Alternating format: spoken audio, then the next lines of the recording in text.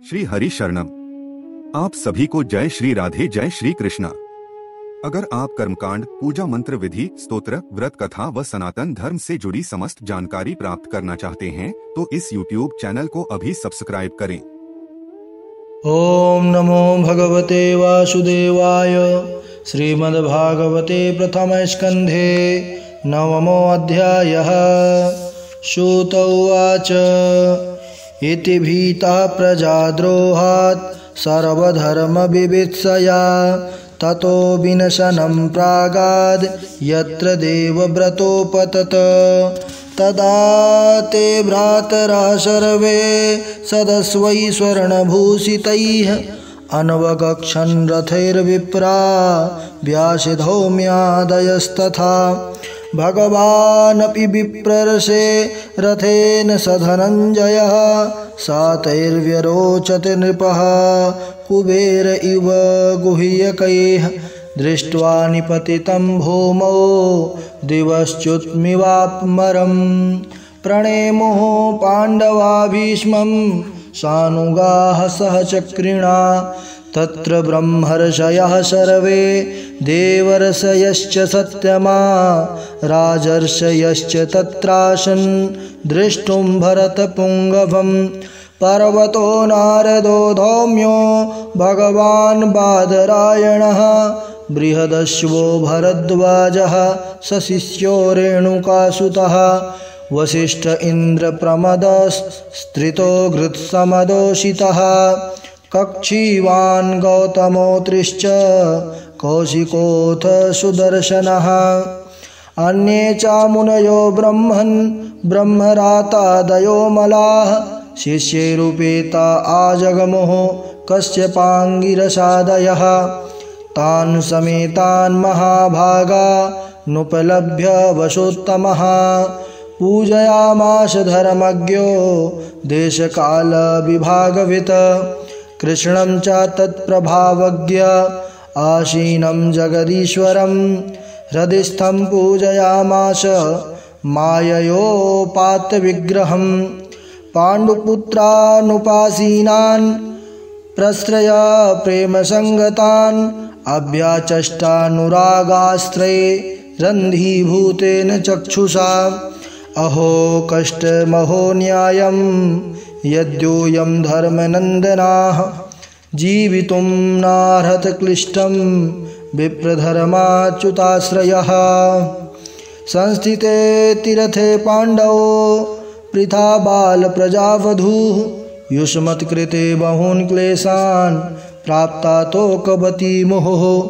सर्वं कालकृतं मन्ये भवतां च यदप्रियं सपालो यदवशे लोको वायोरिव घनावलिः। यत्र धर्मसुतो राजा गदापाणिर्वृकोदरः कृष्णोऽस्त्रे गाण्डीवं चापं सृहृत्कृष्णस्ततो विपत। नाह्यास्य करैः चिद्राजन् पुमान् वेत विधिस्थितं यद्विजिज्ञासया युक्ता मुह्यन्ति कवयोऽपि हि। तस्मादिदं दैवतन्त्रं व्यवस्य भरतर्षभा तस्यानुविहितो नाथ पाहि प्रजाः प्रभो। एष वै भगवान् साक्षात् आद्यो नारायणः पुमान् मोहयन् मायया लोकं गूढश्चरति वृष्णिषो। अस्यानुभावं भगवान् वेद गुह्यतमं शिवः। देवर्षिर्नारदः साक्षात् भगवान् कपिलो मुनिर्नृप। अस्यानुभावं भगवान् वेद गुह्यतमं शिवः। देवर्षिर्नारदः साक्षात् भगवान् कपिलो नृप। यं मन्यसे मातुलेयं प्रियं मित्रं सुहृत्तमम् अकरोह सचिवं दूतं सौहृदादथ सारथिं। सर्वात्मनः समदृशो यद्वयस्यानहङ्कृते तत्कृतं मतिवैषम्यं निरवध्यस्य न क्वचित्।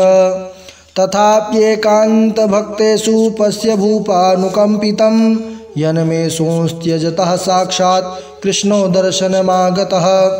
भक्त्यावेश्य मनो यस्मिन् वाचा यन्नाम कीर्तयन् त्यजन् कलेवरं योगी मुच्यते कामकर्मभिः सदेव देवो भगवान् प्रतीक्षतां कलेवरं यावदिदं हिनोम्यहम् प्रसन्नहासारुणलोचनोल्लसन् मुखाम्बुजो ध्यानपतश्चतुर्भुजः सूत उवाच युधिष्ठिरस्तदाकर्ण्या शयानं सरपञ्जरे अपृच्छद्विविधान् धर्मान् ऋषीणां चानुशृण्वतां पुरुषस्वभावविहितान् यथा वर्णं यथाश्रमं वैराग्यरागोपाधिभ्या माम्नातो भयलक्षणान् दानधर्मान् राजधर्मान् मोक्षधर्मान् विभागशः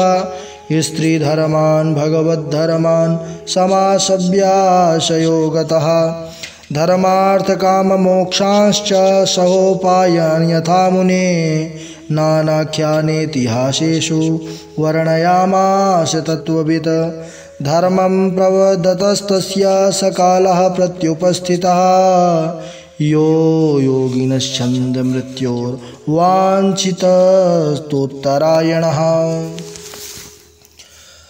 तदोपसंहृत्य गिरा सहस्रणीर्विमुक्तसङ्गं मनयादिपुरुषे कृष्णे लसत्पीतपटे चतुर्भुजे पुरा स्थिते मीलितदृग्व्यधारयत् विशुद्धया धारणया हताशुभस्तदीक्षयैवाशु गतायुधाभ्यथः निवृत्त सर्वेन्द्रियवृत्तिविभ्रमस्तुष्टावजन्यं विसृजञ्च नार्दनम् श्रीभीष्म उवाच इति मतिरुपकल्पिता वितृष्णा भगवति सात्वतपुङ्गवे विभूम्नि स्वसुखमुपगते क्वचिद्विहर्तुं प्रकृतिमुपेयुषि यद्भवप्रवाहः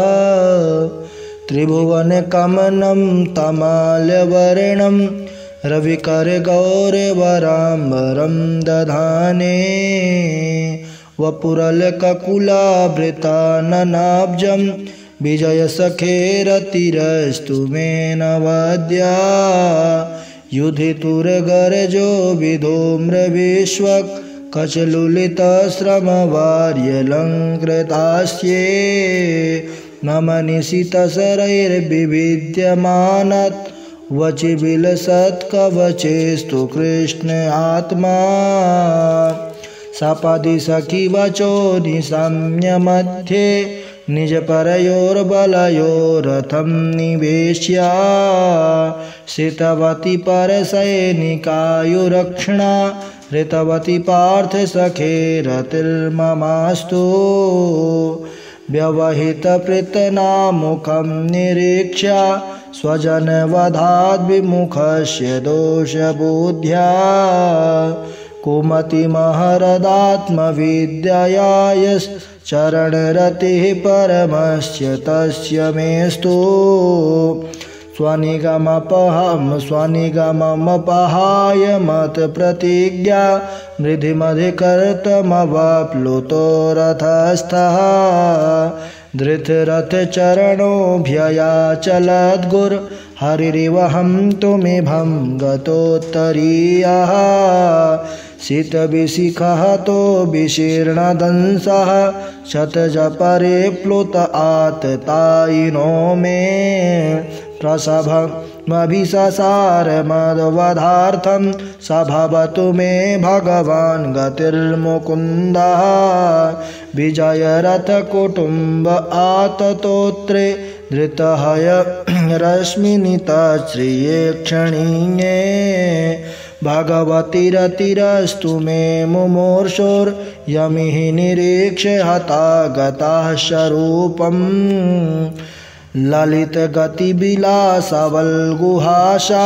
प्रणयनिरीक्षणकल्पितोरुमानाः कृतमनुकृतवत् उन्मदान्धाः प्रकृतिमगन् किल यस्य गोपवध्वः मुनिगणनृपवर्यसङ्कुलेन्तः सदसि युधिष्ठिरराजसूय येषाम् अर्हणमुपपेदईक्षणीयो मम दृशिगोचर एषया विरात्मा कामिमहमजं शरीरभाजां हृदि हृदि दिष्ठितमात्मकल्पितानां प्रतिदृशमिव नैकधार्कमेकं समधिगतोऽस्मि विधूत वेदमोहः। श्रुत उवाच कृष्ण एवं भगवती मनोवागृष्टिवृत्तिभिः आत्मन्यात्मानमावेश्य स्वन्तः श्वास उपारमत। सम्पद्यमानमाज्ञाय भीष्मं ब्रह्मणि निष्कले सर्वे बभूवुस्ते तूष्णीं वयांसि दिनात्यै तत्र दुन्दुभयो नेदुर्देवमानववादिताः संससुः साधवो राज्ञां खाद्पेतो पुष्पवृष्टयः तस्य निर्हरणादीनि सम्परेतस्य भार्गवः युधिष्ठिरः कारयित्वा मुहूर्तं दुःखितोऽभवत्। तुष्टवर्मुनयो हृष्टाः कृष्णं तद्गुह्यनामभिः ततस्ते कृष्णहृदयाः स्वाश्रमान् प्रयोः पुनः। ततो युधिष्ठिरो गत्वा सह कृष्णो गजाह्वयं पितरं सान्त्वयामास गान्धारीं च तपस्विनीं। पित्रा चानुमतो राजा वासुदेवानुमोदितः चकार राज्यं धर्मेण पितृपैतामहं विभुः। ओम जय जय श्रीमद्भागवते महापुराणे पारमहंस्यां संहितायां प्रथमस्कन्धे युधिष्ठिर राज्य प्रलम्भो नाम नवमोस्तुवः। श्रीकृष्णाचरणकमलार्पणमस्तु। कृष्णाय वासुदेवाय हरये परमात्मने प्रणतः क्लेशनाशाय गोविन्दाय नमो नमः।